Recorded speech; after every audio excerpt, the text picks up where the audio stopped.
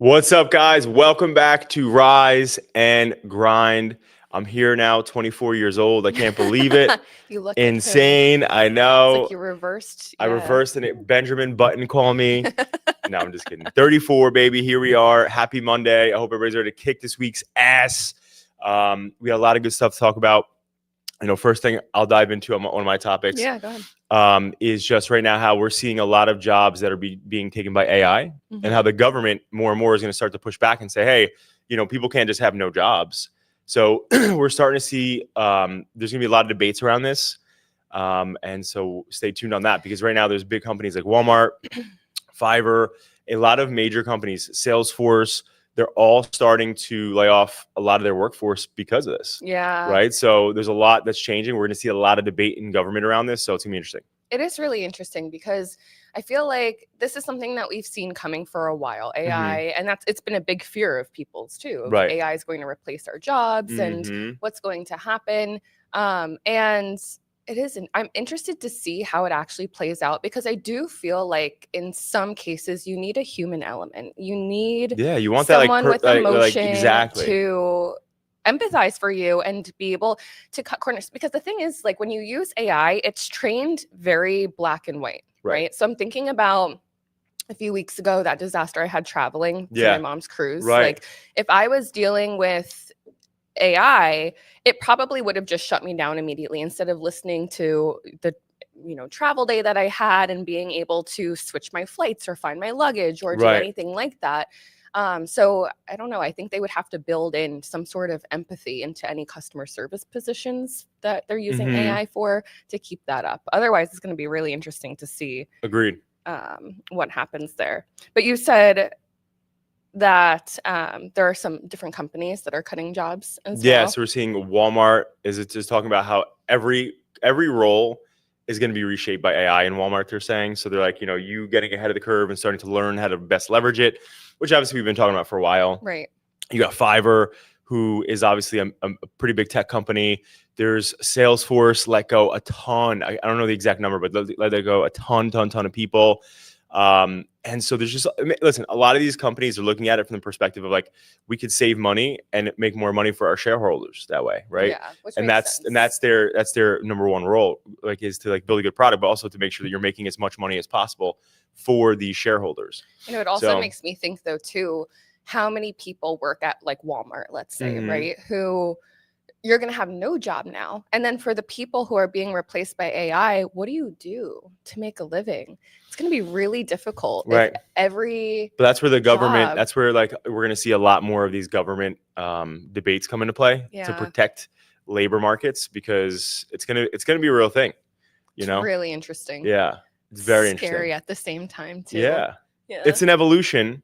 It's a change, and change is always scary, right? So it's like, I mean, it makes sense for different, like, if you're finding ways to operationally move faster with AI, I feel like that's one thing. Right. But I'm imagining like the checkout process at Walmart. Like when you go to checkout, there's already, you can self-checkout there. Right. It's like simple, right? People are already looking for that option, but that's really interesting. And you said Fiverr as well. Now that one's going to be interesting, because they make sense though, because that's like a platform. So like, to me, like, that makes sense. Yeah. But I mean, they praise themselves about being a freelancer world. Yeah. Well, that's why I was going to say that's interesting, because it's a creator. Yeah, it's a freelancer platform. You know what I mean? So obviously, you think about the people who build it for freelancers and creatives, but I don't know. We'll see. Yeah, that's really interesting. Actually, that moves us into one of my topics. Meta introduced Vibes, which is really interesting. I feel like they didn't do a lot of PR behind it at all, but essentially it's a AI feed. I feel like their PR is Zuckerberg just going on and talking about it. he puts out like a Facebook video like once in a while, and it's always just something like that. But this is an AI feed. So it's a new feed that you'll see in your Meta AI app, and different creators you can upload to it. So any video that you create with AI, you can upload, and it's supposed to give others inspiration of what they can also create with AI, or you can sit there and just scroll and see what other people are creating to try to get some ideas. You'll also be able to, let's say you find a video you really like, you can then remix it and tell Meta AI, what you would like to change about that AI video Mm. to tweak it and then recreate. So that'll be interesting for brands who maybe aren't using AI Right. creation to get some ideas and go on, but also it's regurgitating a lot of the same content. Think about Right. that. Right. We're already seeing so much AI content everywhere. Legit everywhere. And then You to can't have you can't it, avoid it. no, not at all. And it's like, I don't know about you, but I go on Instagram and I see so many of the same type of video over and over. It's again. It's just so different it's influencers or creators. monotonous. Yeah, It's recreating like same it. shit, same shit, same shit, right? Exactly. So it's interesting with this AI feed. If people are and brands are doing the same thing, you're going to be seeing the same type of AI video Over and over. which is just Yeah. exhausting at a point. And it was really interesting when I was at the MailChimp Innovation Council, there was a few different agencies and brands over from Europe, and they were saying that as soon as they see something that's created with AI visually, that they swipe past, or some brands are even being canceled for using. Yeah, I'm like AI. over it though. Like at first I think it was funny, and then people got like too much about it. Like, remember I was thinking the whole thing, people were being like racist. And I'm like, all right, like this is just like stupid. Yeah, You know? it's right, exactly. And again, it's people want to see original content. But it is actually really interesting. I heard that in colleges now, the way that you would teach graphic design, now they're teaching their art students how to design with AI, not how to paint normally, Right. but how to use AI to create their artwork. Wow. Yeah. That's really cool. Yeah, it's It's really interesting. cool. It's really interesting. Okay, my next topic here is how to enhance your brand for success. And mainly a lot of different clients that we talk to or brands that we speak to are always talking about what does the future look like and how can we tweak our marketing for the future. And there's so many ways that we can answer this as an agency because we work in so many different industries across so many different channels. But I think the really important thing is to use your biggest resource, which is your customers. They're the ones that are going to tell you exactly what they need already. Facts. Let's say you have a product. Ask your customers, what do you wish the product had? What takes the most time in your workflow when you're using this product? Or if you're a service, what better ways can I communicate with you? When do you miss my communication? Or do you feel out of the loop? How can I better service you? And you're going to get feedback that you can then create a solution for. You're going to keep your customers longer. You're going to find ways to innovate. You might even be able to cut down marketing costs because you can tweak your messaging now and you're hitting the right person. When your clients have the answers, right? They're the ones who are paying you for goods and services. So if you can understand and extrapolate what they have and what they like, that's a win. 100%. And so many brands sleep on this and just think, well, how do I get new customers? I just want to talk to my new customers, and use your existing ones to find your new ones. Facts. Because they already love you.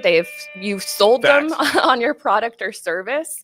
And if they're a loyal customer, they're willing to help you. They're willing to help you grow. Agreed.